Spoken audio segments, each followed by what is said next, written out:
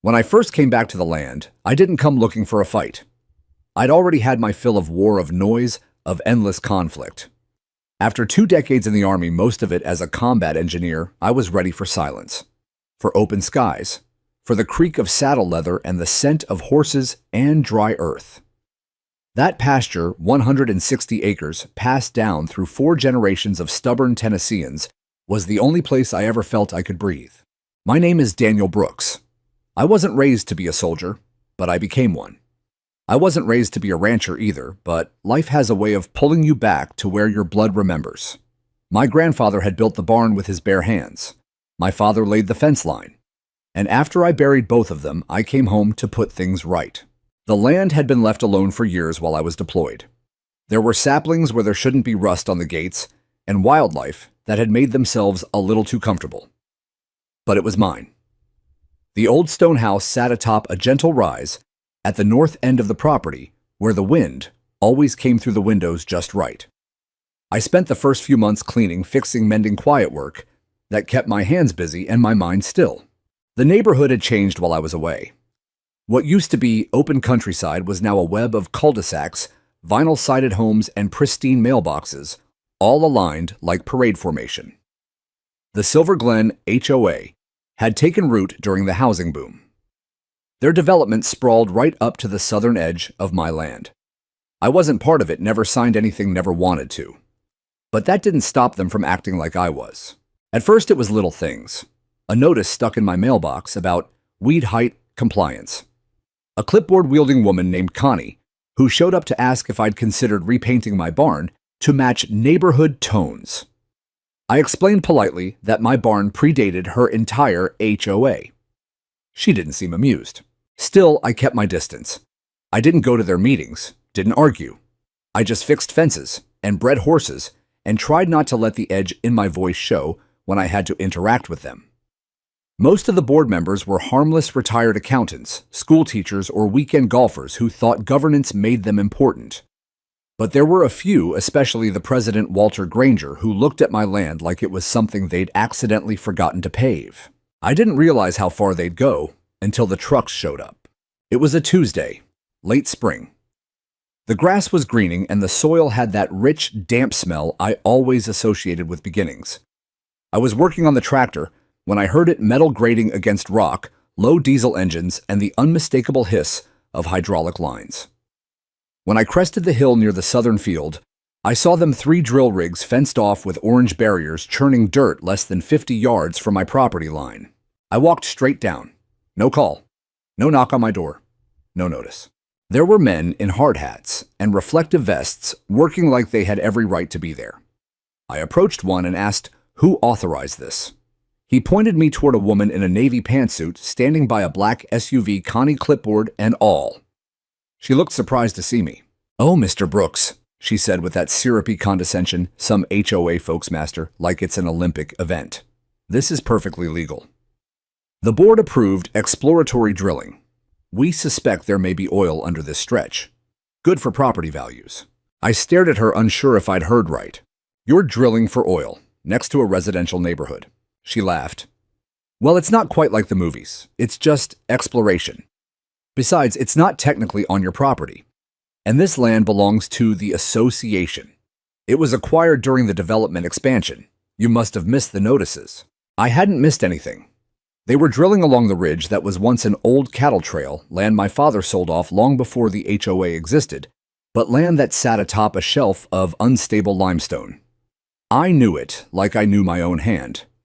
That rock wasn't meant to be bored into. Beneath it ran deep pockets of karst and underground water tunnels. I'd studied that exact type of terrain during my time in Iraq, helping build forward operating bases. It didn't take much to trigger a collapse. I told her that, flat out. I warned her the ground wasn't safe for drilling, that she could destabilize everything south of the ridge. Her smile thinned. She gestured to a man beside her, Walter Granger himself, HOA president, golf-tan white teeth, eyes like polished marble. "Thank you for your input, Mr. Brooks," he said. "But we've already contracted geologists and engineers. All certified, all safe. You're welcome to attend the next HOA meeting if you'd like to voice your concerns." I reminded him again I wasn't part of the HOA. His expression didn't change. "That's unfortunate," he said, already turning away. "We'd have appreciated your cooperation." I watched the drill bite deeper into the earth, dark slurry spewing from its side. And something in my chest that place wore had hardened. That place I'd tried to let soften here on my father's land tightened. They weren't just trespassing on my peace. They were violating the land, and land remembers. As I walked back to my house, I realized I was shaking not with fear, but with something far colder. I knew geology. I knew military strategy. And I knew how to wait. These people thought they were dealing with a quiet old horseman. They had no idea. They'd already started the war. And I was coming prepared. It started at exactly 6:03 a.m. I remember because I had just poured my second cup of coffee, and the birds hadn't even begun to argue over the feeder yet. The hum came first, low, mechanical, and wrong. It vibrated through the floorboards of my kitchen, made the window panes ring like someone had flicked them with a coin. Then came the heavy crunch of tires over gravel engines, idling too long, and men shouting in that casual way people do when they assume no one's listening. By the time I got to the porch, 4 flatbeds were already pulled up alongside the south fence line, just on the other side of my pasture. Big, mean rigs with tank treads, chrome piping, and trailer-mounted drill arms that looked like something out of a fracking documentary. The rigs were stamped with the logo of a local company I'd never heard of, Ridgecore Energy. But what chilled me wasn't the equipment. It was the certainty of their movements. They weren't surveying. They weren't poking around. They were setting up. One of the workers climbed out of the cab and started unspooling caution tape along the old cattle gate. Another took a post driver and began hammering in temporary fencing. And standing right there with a damn coffee thermos and clipboard in hand like this was her job was Connie. She looked at me like I was the trespasser. "Morning," she called too brightly. "We're just getting everything set up today. Shouldn't take long." I didn't answer. I grabbed my keys, got in my truck, and drove the quarter-mile dirt track that wound around the southern edge of my land. When I got there, I parked right up against the fence, stepped out, and walked to the boundary. Technically, yes, the rigs were 30 feet south of my property line. But the ground they were standing on, that was an old land parcel that used to belong to a farmer named Harlan. Long dead now, and it had changed hands so many times since the subdivision went in that even the county map had smudges over it. But I knew that land. I had helped my father build retaining berms along it back in '82 when sinkholes started appearing near the creek bed after a flash flood. This area, the whole ridge, was dangerous. The limestone base was porous, unstable, riddled with water veins and air pockets. One wrong vibration, and the ground could pancake itself like wet cake. And now they were drilling into it. I stood there for a long moment, watching the first of the drill arms lower itself like a metallic stinger. Then I asked, not loudly, but firmly, "Who authorized this?" The man in the orange vest glanced over. "HOA board. We've got the permit." "What permit? Who signed it?" He shrugged. "Talk to Ridgecore, or your HOA. I'm not part of the HOA." He gave me a look I'd seen 100 times overseas, the look of someone who's been told not to argue, just to complete the objective. By 8:15 a.m., the first drill bit had pierced the topsoil. It screamed like metal on bone. By noon, the first test core was loaded onto a flatbed. I knew from the look on their faces that they had hit something, probably oil traces, maybe gas pockets, enough to make these HOA clowns think they'd struck gold. That night, the HOA sent a letter to all residents. Someone slipped a copy into my mailbox, even though I wasn't on their registry. The letter was printed on glossy cardstock with embossed ink. It read, "We are pleased to announce an exploratory energy partnership with Ridgecore Energy, Inc. Preliminary indications suggest untapped resources beneath the Silver Glen community. This opportunity may offer long-term revenue for the association and increase property value for all residents." It was signed by Walter Granger, HOA president. They were going to siphon the earth dry for a quick buck. And if they triggered a collapse, a landslide, a contamination leak into the nearby creek, they'd blame Ridgecore, they'd blame zoning, hell, they'd probably blame me. That night, I opened the wooden chest in my study, the one I hadn't touched since coming back from my final deployment. Inside was the topo map of my land and the surrounding area. Not the version the county kept, the one I'd made with my own hands, with elevations marked from drone scans I'd run myself. I had satellite imagery LiDAR overlays and a ground-penetrating radar readout from the last time I brought in a soil consultant in 2018. I laid it all out on my dining room table, right where they were drilling. That was the thinnest part of the limestone shelf. Underneath it was a hollow, a massive one, maybe 40 feet wide and 60 feet long, a dry chamber shaped like a bottle gourd. If they pushed too far or drilled unevenly, that hollow could collapse. It wouldn't just swallow the drill site. It could ripple all the way north, right into the HOA cul-de-sac, where the million-dollar homes sat in neat little rows. I knew what I had to do. The next day, I called the Geological Survey office downtown. I used the old contact of mine, Marissa, who'd worked logistics with me in Afghanistan before taking a civilian job stateside. She still owed me a favor. I asked for a confidential soil inspection. Just data, just analysis. Nothing official yet. Then I called Ridgecore's listed number.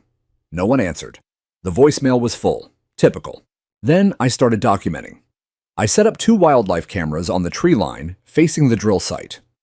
One infrared, one motion triggered. I began logging the vibrations using a seismic sensor I'd used years ago for horse stall safety. I measured decibel levels with my phone. I printed satellite screenshots from public weather data to track any ground shifting. Because here's the thing. If you can't stop the storm, you learn to build a record of its every gust. I wasn't going to yell. I wasn't going to fight them on their terms. I'd seen men like Walter before. They didn't respond to logic or respect, but they were terrified of exposure, of evidence, of consequences. And I was about to build a trail so clean, so undeniable, that when it all came crashing down, no one would mistake who warned them first. Let them drill. Let them dig their own damn hole. By the 3rd day, I could hear the drilling even when I wasn't near the rigs. It had a way of sinking into the bones, this low rhythmic grinding that turned the very earth into a nervous system. I'd wake up before dawn and feel the pulse in my floorboards. The horses, usually calm and sleepy around sunrise, had started to pace. A mare named Junebug kicked clean through her stall wall, and that old Appaloosa of mine, Rusty, refused to drink from the southern trough. The land was telling me something, and I knew how to listen. When I served overseas, I was trained to identify the signs of structural instability: cracked foundations, shifting sands, tunnel systems prone to collapse. Those lessons don't leave you, especially not when the same vibrations you once feared in enemy territory are now coming from the backyard you grew up riding across. I started walking the southern pasture daily. I'd carry my survey stick and a small field notebook and take soil readings in the same places I remembered tagging with my father 35 years ago. Back then, we'd flagged certain patches as soft, mostly due to rainfall runoff and buried erosion channels. Now those same patches were showing deeper dips than they should have, some barely perceptible others, more like someone had taken an ice cream scoop out of the land. And still the rigs roared on. I stopped by the HOA office that Friday. Not because I expected results, but because I wanted to say it to their faces. I walked into that polished little building with the fake stone facade, the one that looked more like a sales center than a place of governance, and asked for Walter Granger. The receptionist blinked up at me like I'd spoken a foreign language. "Mr. Granger is in a meeting," she said. "With who?" "Board members. Regarding the Ridgecore project." Well, I said he can make room for one more voice. She didn't move. I pulled out a folder I'd brought copies of my independent soil readings, cross-referenced with the Geological Survey overlays I'd dug up from archives. I slid it across the counter. "You don't have to understand any of that," I said calmly. "Just make sure it ends up in the meeting room. I'm officially submitting a concern regarding subterranean instability. If that drilling causes a collapse, this folder becomes Exhibit A." She looked pale. 10 minutes later, Walter came out himself. He was smiling. "Mr. Brooks," he said, slick as ever, "we appreciate your passion. But as I've told you before, we're confident in Ridgecore's analysis." "Ridgecore is a new company with no geological history," I replied. "They're not even listed in the state contractor database. That's not your concern. It is when they're drilling less than 100 feet from my barn." He raised an eyebrow. "We've checked all zoning. Your property remains untouched. There's no violation." "Not yet." I handed him another paper. This one, a letter of notification signed and notarized, stating that I had observed potential geological destabilization as a result of Ridgecore's operations and would pursue litigation if any damage occurred to my land, livestock, or person. Walter took the paper but didn't look at it. "You're a man who loves your land," he said slowly as if speaking to a child. "I understand that. But you also have to understand progress. We're not enemies here. This could benefit the whole community." "That community," I said, "stops at my fence line." "Mr. Brooks," he sighed, "no one wants this to escalate." I didn't smile. "Then stop the drilling." He turned and walked away. I left the office with my jaw tight and my stomach in knots. It wasn't just the arrogance that bothered me, it was the ignorance. They didn't know what kind of forces they were tampering with. Nature wasn't a business partner. You couldn't file a cease and desist order on a sinkhole. When the earth gave way, it didn't care about property lines. That night, I heard a crack echo from the south pasture, sharp and deep, like a tree snapping in slow motion. I grabbed my flashlight and went out.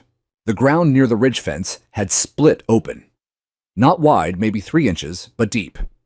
I couldn't see the bottom even with the light. I dropped a stone inside and waited. It didn't bounce. It thudded. I backed away slowly and marked the spot with a flag. The next morning, I visited the county environmental office. I brought photos notes and my full portfolio. The clerk there, a guy named Enoch, recognized me from a town hall years ago. "You think this is real?" he asked, flipping through the photos. "I don't think, I know." He whistled low. "That whole ridge. Hell, this could get ugly. Unless someone stops it." He leaned in. "You're not going to like hearing this, but the HOAs got friends. They cleared this with a fast-tracked exploratory clause under a community improvement exemption. I'd heard of that trick before, meant they used legal gray zones to push through permits without geological review, especially if the community voted on it. It was dirty, but not illegal. Unless I could prove negligence. Enoch gave me a copy of the original HOA submitted site plan. It was barely a page long, filled with buzzwords and empty projections. No mention of karst terrain. No mention of underground aquifers. No alternate drilling locations considered. "Who approved this?" I asked. He pointed to a stamped name. "Councilwoman Dana Holloway." I knew Dana. We'd served together in the National Guard 15 years ago. She owed me a beer and a half-dozen favors. She was no geologist, but she was straight. I called her that night. She didn't answer, but I left a message. "Dana, it's Brooks. I need you to look into Ridgecore's drilling permit near Silver Glen. There's bad ground down there, and they're not listening. I need this stopped. Call me." Then I walked to the ridge again. Same crack, wider now. The earth was breathing, waiting. And I had a sick feeling the HOA wouldn't hear the truth until it screamed through the soil and swallowed someone whole. It was the following Monday when the first violation notice arrived. Not a knock at the door, not a phone call. Just a manila envelope duct-taped to my gate, flapping in the morning breeze like some bureaucratic flag of conquest. The paper inside was printed with official-looking seals and HOA letterhead. It listed 3 infractions: unauthorized fencing extension, soil disruption without approval, and public disturbance through unwarranted complaints. I laughed out loud, not because it was funny, but because it was so brazen. The fence in question had been there since 1978, installed by my father and maintained by me. The soil disruption they cited was in fact the shallow flag I had planted over the growing ground fissure. And the public disturbance, that was me warning them on record through channels of a geological collapse in progress. They weren't playing defense anymore. They were trying to silence me. By noon, Connie was standing at the edge of my driveway with a clipboard and a smirk. "I thought we'd get ahead of any misunderstandings," she said. "The board just wants to be sure everything remains peaceful." I didn't invite her in. "So this is intimidation now?" I asked. No, she chirped. "Just clarification. Our records indicate you've been monitoring HOA activity, installing cameras, taking photos of contractors. That's considered surveillance. It's called evidence," I said. "You'd know that if you actually followed the law." She pursed her lips. "We also noticed that you've contacted city officials without going through the proper association liaison." "You mean without your permission?" I folded my arms. "I'm not in your association, remember?" "That's a shame," she said, eyes glinting. "It really limits the protections available to you." That landed like a shot. "You threatening me?" "I'm giving you options," she said sweetly. "There's still time to come to a cooperative resolution. The board is willing to overlook these violations if you sign the participation agreement. It would bring you under HOA coverage. It's retroactive. You'd be eligible for compensation from any future energy royalties. There it was, the bait, wrapped in a lie. If I signed, I'd be bound to their rules, gagged from speaking out, and legally barred from pursuing independent action. And if something happened, if that sinkhole swallowed a home, a horse, or a child, I'd be just as liable as them. Get off my land, I said. Her smile flattened. She turned without another word and walked down the gravel path, her heels sinking slightly into the dust. The next day, I got a fine. $500 for unauthorized terrain alteration. Then another $200 for improper vegetation along shared perimeter. Then a notice that they were considering legal action to reclaim historically disputed boundary parcels. That was their game. Bury me in paper. Isolate me. Make me look like a lunatic to the neighbors. It almost worked. 2 families from the subdivision stopped waving when they passed. A man named Alan, who used to buy hay from me every spring, crossed the road rather than meet my eye. I caught wind of rumors that I was unstable, a hoarder, a paranoid veteran who didn't trust anyone, that I had dug a hole on purpose to sabotage the HOA. It got worse when Walter himself showed up at a community meeting and claimed publicly that my property was the source of anomalous vibrations. Not the rigs, not the drilling, but my land. He even floated the idea that my old well system, unused for a decade, might be leaking and softening the ridge. He was setting up the blame in advance, so I fought back, quietly. I printed every violation notice and filed them chronologically. I took photos of every flag I'd placed on the shifting soil. I backed up all footage from the wildlife cams to 2 separate drives, one locked in my safe, one mailed to an old Army buddy who now worked at the Department of Natural Resources in Nashville. Then I paid a visit to the county clerk. I asked for all mineral rights records related to parcels within the Silver Glen subdivision. The clerk, an older woman named Bethany, squinted at me through her bifocals. "You expecting oil under your land, Mr. Brooks?" "Not me," I said, "but someone's drilling as if they struck gold." It took some digging, literally through 2 decades of zoning maps and hand-signed property records, but what I found made my blood run cold. Ridgecore didn't have mineral rights, not outright. The HOA had leased them using a temporary access provision under a community enrichment clause that was never meant for drilling. They had 0 permission to extract, only to explore under certain environmental review guidelines, and they hadn't completed those guidelines. Their permit was incomplete. That was my wedge. I went straight to Dana Holloway's office. She met me after hours in a parking lot behind the municipal building, still wearing her campaign blazer and exhaustion. "I looked into it," she said before I could even speak. "You're right. They skipped review, fast-tracked under pressure. Walter pulled strings." I handed her the file, then stopped them. She hesitated. "If I do, they'll call it political retaliation. It'll be a mess." "So let it be a mess," I said. "Better than letting the earth swallow a dozen homes." Dana looked at me for a long time. Then she took the file. "I'll send it to environmental compliance," she said. "But you need more than maps. You need impact." I knew what she meant. They'd only listen when the ground screamed loud enough to echo. Back home, I stood by the fence and watched the rigs turning. There was a new one now, closer to the edge of the ridge, its drill arm angled deep into the limestone shelf. Rusty stood beside me, his ears twitching. Then the ground beneath my boots shivered. Just a whisper. But it was the start. By then I knew I couldn't stop them with warnings. I had tried reason. I had tried documentation. I had even tried working the system, tapping every last thread of legitimacy I could pull from permits and soil surveys. But the HOA board had too much momentum, too much arrogance, and too many homeowners still buying the lie that drilling for oil beneath a residential subdivision was not just legal, but profitable. They needed a wake-up call. Not from me, but from someone they couldn't ignore. So I called in the cavalry. His name was Dr. Everett Toller. He wasn't just any geologist. He was the leading expert on karst topography in Tennessee. I'd met him during a FEMA contract years ago when we were assessing infrastructure vulnerability after a series of flash floods in Kentucky. He'd once stared down a U.S. senator in a committee hearing and told him to his face that a subdivision built on hollow limestone was a ticking tombstone. He owed me, not because of a favor, but because I'd pulled him out of a jam in Kandahar.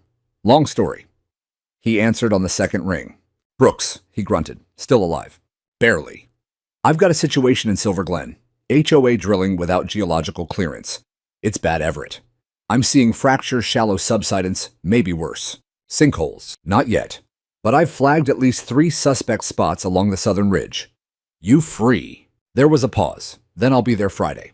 True to his word, Everett rolled up 2 days later in a beat-up Ford with more dust than paint and a back seat full of rock cores. He didn't shake my hand, just threw me a grim look, popped his trunk, and started pulling out gear.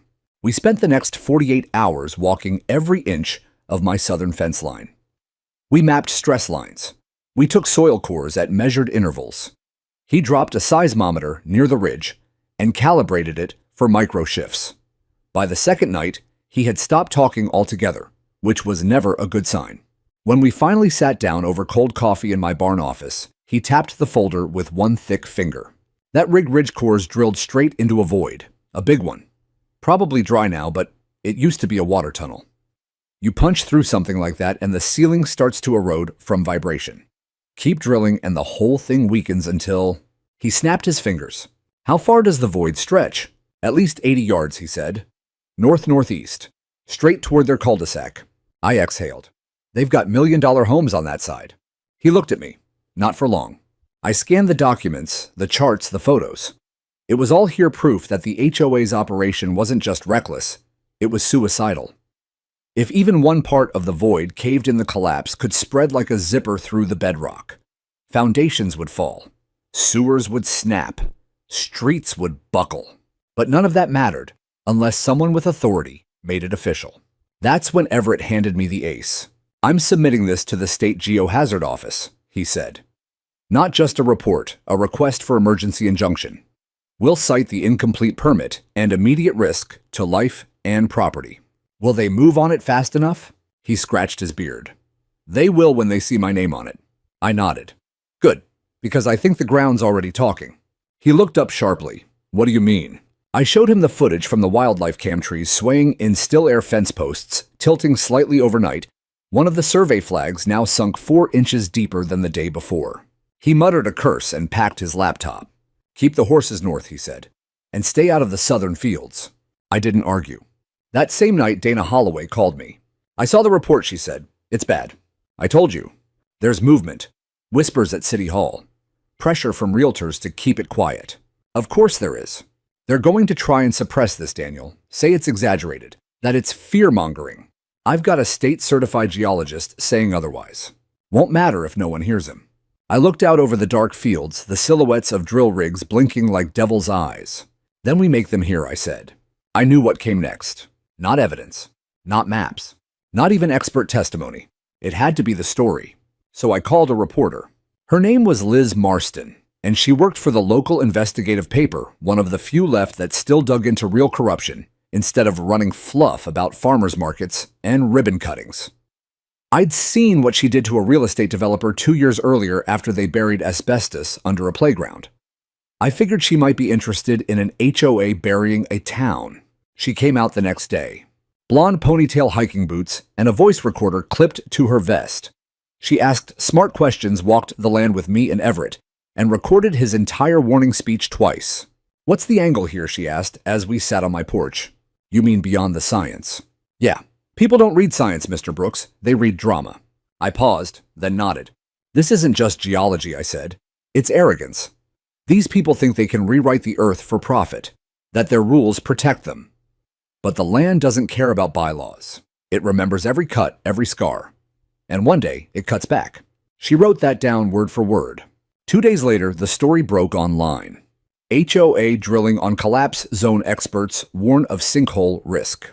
The photo was a wide shot of Everett standing over one of the flagged cracks. The quote, they bolded mine, and they think their rules protect them, but the land remembers. It went viral in a matter of hours. The HOA board scrambled to respond. Connie issued a bland statement about ongoing safety protocols and trust in our partners. Walter tried to downplay the risks on a local news segment, but he looked nervous, sweaty, and furious. Neighbors started whispering again, but this time not about me. About them. About how the ground had started to shift under their lawns. How cracks had appeared in their driveways. How one man's sprinkler system had collapsed into a sudden hole the size of a wheelbarrow. The earth was shifting, and people were finally noticing. It happened just after 200 a.m. The night had been unusually warm for spring, with no wind to move the air. I remember lying in bed, blankets kicked aside, unable to sleep. The silence felt too heavy, like something was pressing down on the house, pressing down on me. Even the horses had gone quiet, which wasn't normal. Not for this hour, not for this season. I was drifting in and out when it began. First a deep guttural groan, not from any machine or engine I knew, but from the earth itself. It vibrated through the walls, trembled up through the bed frame, set my window pane buzzing like a tuning fork. Then came the sharp pop, pop, pop of wood splintering, followed by what I can only describe as a deep inhale. Like the world was holding its breath. And then it collapsed. The roar was beyond sound. It was felt. Like the moment a bridge gives out or a dam bursts. I sat bolt upright, in bed already pulling on boots, adrenaline surging through me like a second heartbeat. Rusty was screaming in the north paddock.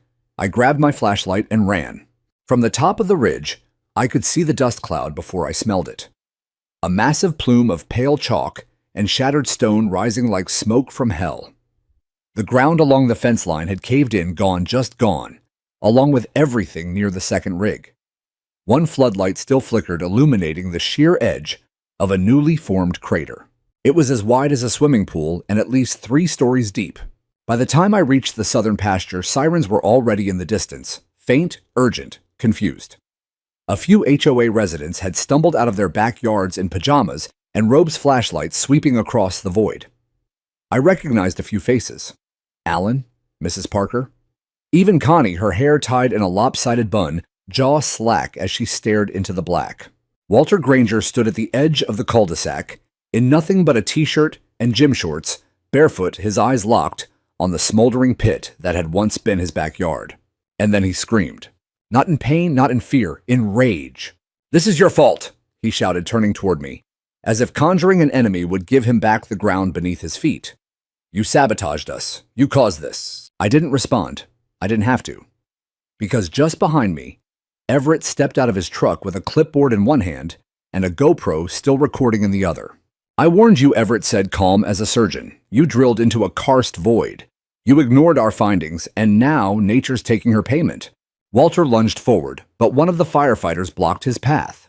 "You need to stand back," the firefighter said. "The ground's still unstable." Walter shoved him. The man didn't move an inch. By now, more emergency crews had arrived, fire engines, police cruisers. A geological response team that had been dispatched thanks to Everett's emergency filing earlier in the week. They set up barriers, spotlights, yellow tape. By sunrise, the sinkhole had been deemed a Class 4 geological hazard. 2 homes had been swallowed completely. 3 more were no longer structurally sound and would need to be condemned. The Ridgecore rig was gone, vanished into the earth like it had never existed. The media showed up before noon. Drones, reporters, questions. And suddenly the story wasn't just about geology. It was about negligence, about power, about a homeowner who'd been trying to warn them from the very beginning. They interviewed me by the fence. Liz Marston shoved a mic in my face, her voice sharp and clear. "Mr. Brooks, how do you feel now that your predictions have come true?" I paused, looked out across the crater. "Tired," I said. "And vindicated." I shook my head. "No. Because it shouldn't have taken this. It shouldn't take disaster for people to believe what's already written in the ground." Everett chimed in from behind the cameras. "They ignored science," he said. "They chased profit. They thought bylaws mattered more than bedrock." The HOA board held a press conference the next day. Connie did most of the talking. She wore a somber black suit and tried to sound official, but her voice shook. She claimed Ridgecore had misrepresented their data, that the board had acted in good faith, that certain individuals had exaggerated concerns and created unnecessary panic. But no one was listening anymore. Not when news choppers had footage of collapsed homes. Not when homeowners were now sleeping in hotels. Not when the state had issued a temporary injunction halting all HOA activities pending a full investigation. Dana Holloway stepped in publicly the day after that. She ordered a full environmental audit of the HOA's development practices going back 10 years. She cited my documentation, Everett's findings, and most damning, the HOA's attempt to silence me through fabricated violation notices. Walter resigned. So did Connie. 3 more board members followed within the week. But the damage was done. You can't uncollapse a hill. The land had spoken. I spent the next few weeks helping relocate horses, stabilizing fencing, and checking on the neighbors who used to avoid my gaze, but now crossed the street just to shake my hand. They brought pie, casseroles. A few even brought tears, apologies. One man, Alan, stood awkwardly by my gate one afternoon with a gift card to Tractor Supply and a 6-pack of Budweiser.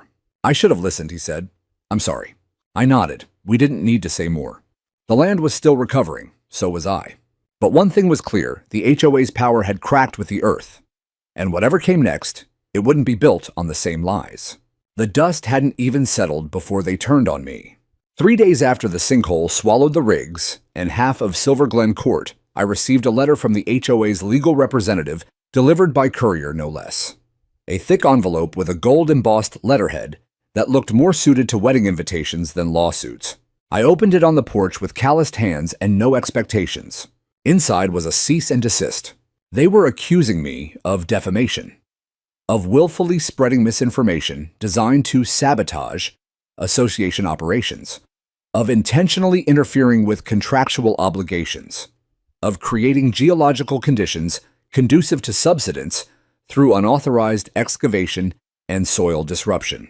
In short, they were trying to say I caused the sinkhole. I stood there in the morning light watching the horses nuzzle the fence line and let the words sink in.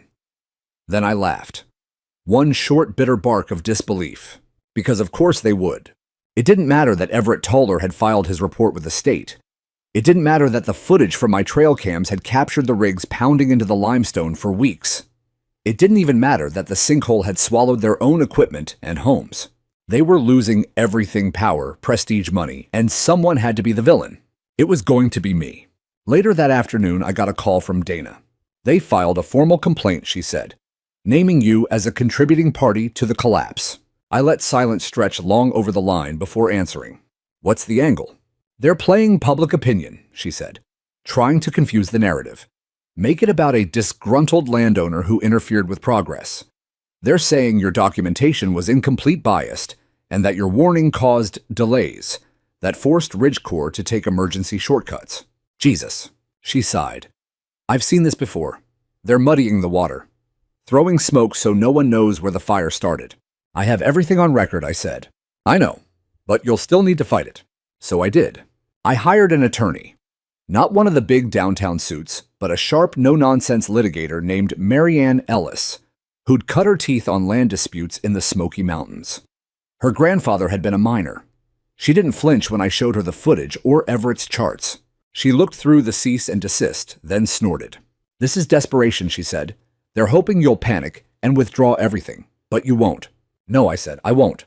She filed a counterclaim within 24 hours, defamation harassment, and an emergency request for protective relief from further retaliatory action by the HOA. We attached every report, every timestamp, every letter and flag and photograph. But it wasn't just lawyers anymore. It was headlines. The media storm had only grown louder since the collapse. News stations ran side-by-side footage of the crater, and HOA members trying to deny the very ground under their feet had failed. Everett was invited to speak on a national morning show. Liz Marston's story hit syndication, and the narrative began to shift. From an act of God to an act of greed. A few brave residents once, who'd seen the rigs up close, or had spoken to Walter and Connie during the push for exploratory drilling, started to speak out. One anonymous source claimed the board had promised them early dividends from future oil profits.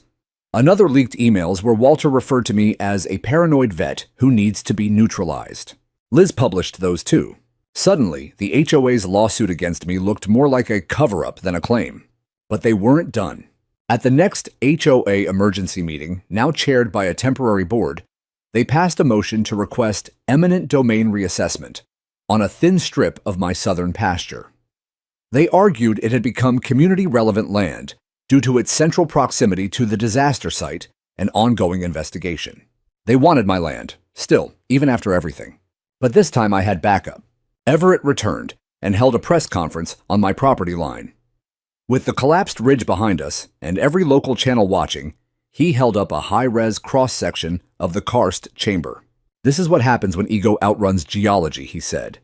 "And if not for this man, Mr. Daniel Brooks, it would have been worse." I stood beside him and said nothing. I didn't need to. The footage spoke louder than anything I could say. A week later, a judge issued an injunction preventing any further legal action from the HOA against me, pending a formal investigation. Ridgecore vanished from the state registry. Connie was photographed being escorted out of a municipal building by 2 federal officers. And Walter. He gave one last interview, staring into a camera with sunken eyes, his once proud jaw now sagging with the weight of collapse. "I was trying to help this community," he said. Daniel, he wouldn't cooperate. He sabotaged progress. But no one believed him. The people who used to avert their gaze now met mine. They nodded. They spoke my name with a kind of quiet reverence I didn't ask for and didn't want. I wasn't a hero. I just told the truth. And the truth had opened the ground. But the damage was done. Entire families displaced. Millions in damages. And a community that would never trust the HOA again. I still walked the ridge every morning. The crater had been fenced off by the state, but I could feel it beneath the soil beneath my boots. That slow breathing of the land, that hum in the bones. The earth didn't lie. It had only taken time for the world to hear it. It started with the silence. For weeks, the neighborhood had buzzed with fear, gossip, outrage. Whispers passed over hedges, accusations murmured in grocery store aisles, eyes narrowing across driveways. But now, as state investigators cordoned off the Sinkhole and HOA lawsuits fizzled out in procedural dead ends, there was a stillness to Silver Glen. Not peace exactly, more like the stunned quiet after a tornado. Then came the apologies. They didn't arrive all at once. Some trickled in through the handwritten notes slipped into my mailbox. Others came face-to-face, awkward, shuffling conversations at the feed store, the gas station, the sidewalk, where my Pasture met their cul-de-sacs. A young couple with a baby knocked on my door one afternoon. I recognized them from the last HOA barbecue I'd avoided. They stood with their shoulders stiff, the husband holding a 6-pack of root beer like a peace offering. "We're sorry," the wife said before I could even ask why they were there. "For not saying something. For listening to Connie." I took the 6-pack, nodded once, and let them stand in the awkward silence they'd earned. Then I thanked them and sent them on their way.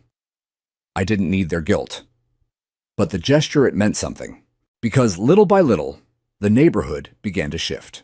It was the retirees who moved first. Mr. Larson, whose rose bushes had once won Yard of the Month 4 years running, was the first to speak at the next emergency town meeting. "I voted for the drilling," he said into the microphone, voice shaky but firm. "I trusted Walter and the board. I was wrong." A murmur went through the room. Then Mrs. Kavanaugh stood up, same woman who once told me to remove my weathered American flag because it was faded and offensive. "I called Daniel a menace," she said, "to my friends, to my book club. And I was wrong." I watched all this from the back of the room, arms folded, jaw tight. Everett sat next to me, his elbows on his knees, expression unreadable. Neither of us said a word. We didn't need to.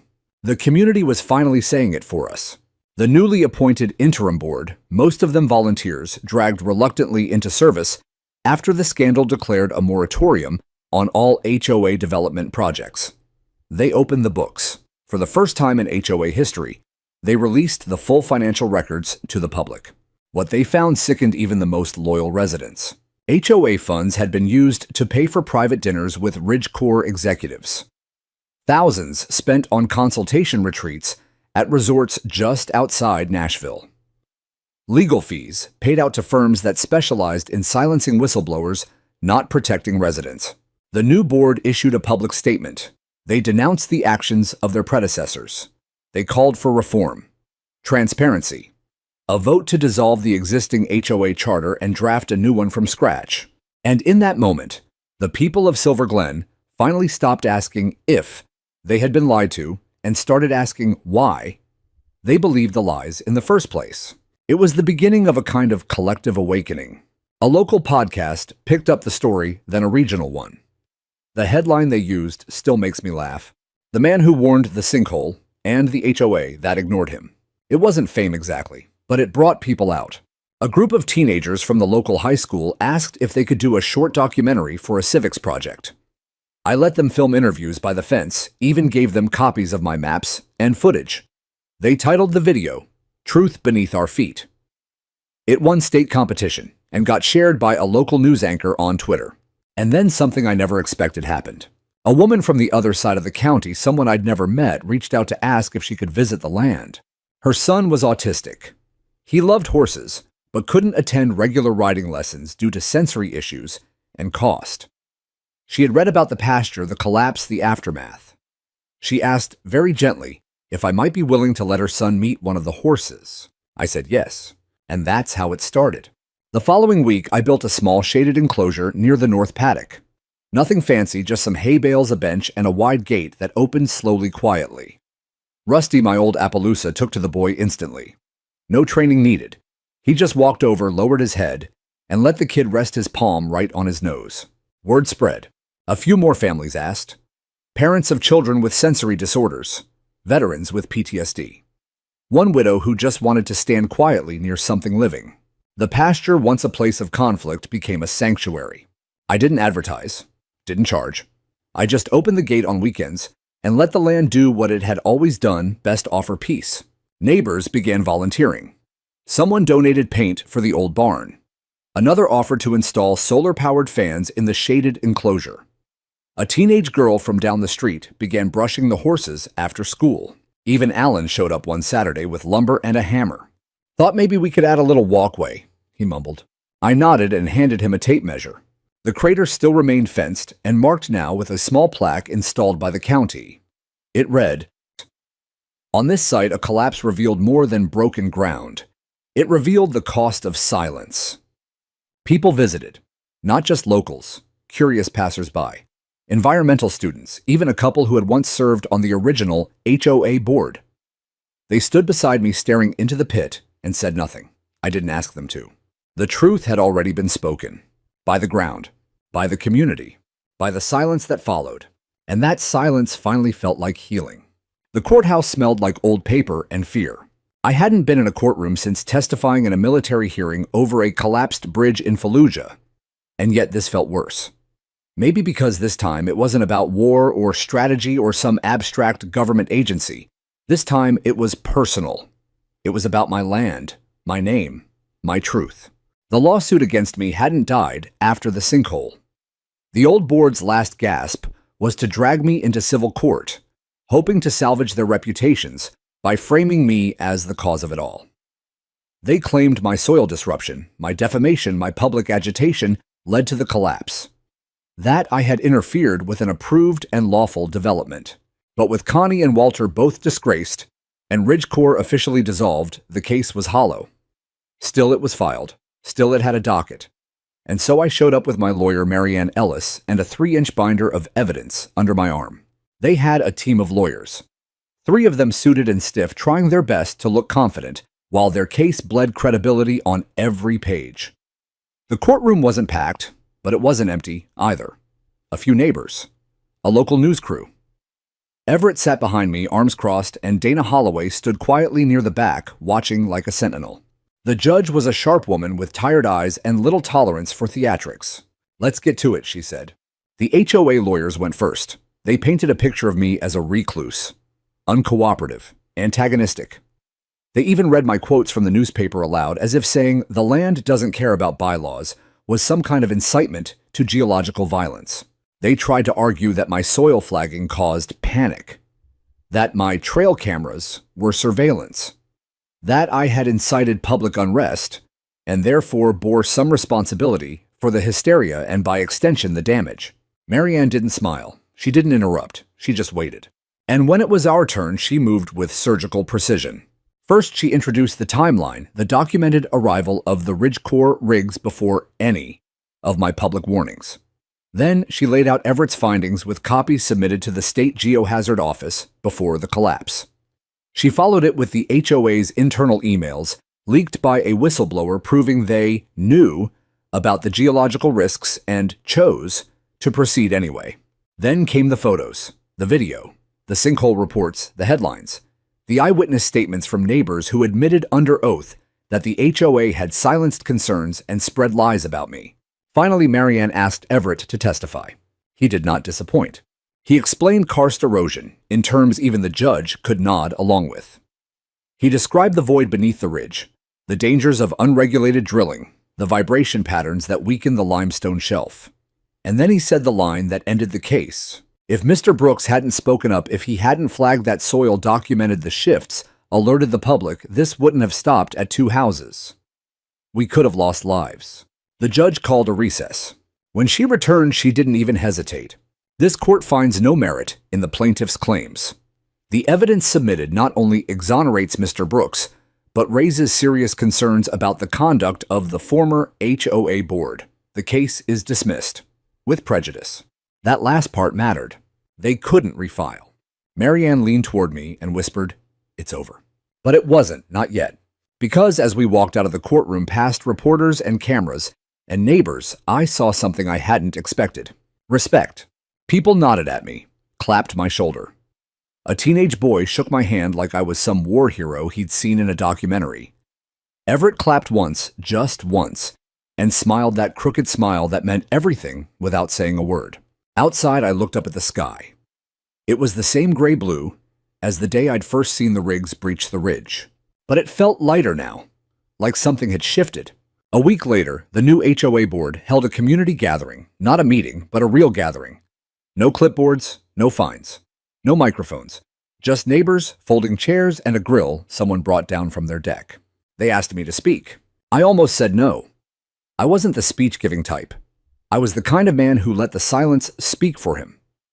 But I looked out over the crowd, dozens of families, some who had once believed every word the old board fed them, and I knew this wasn't about ego. It was about closure.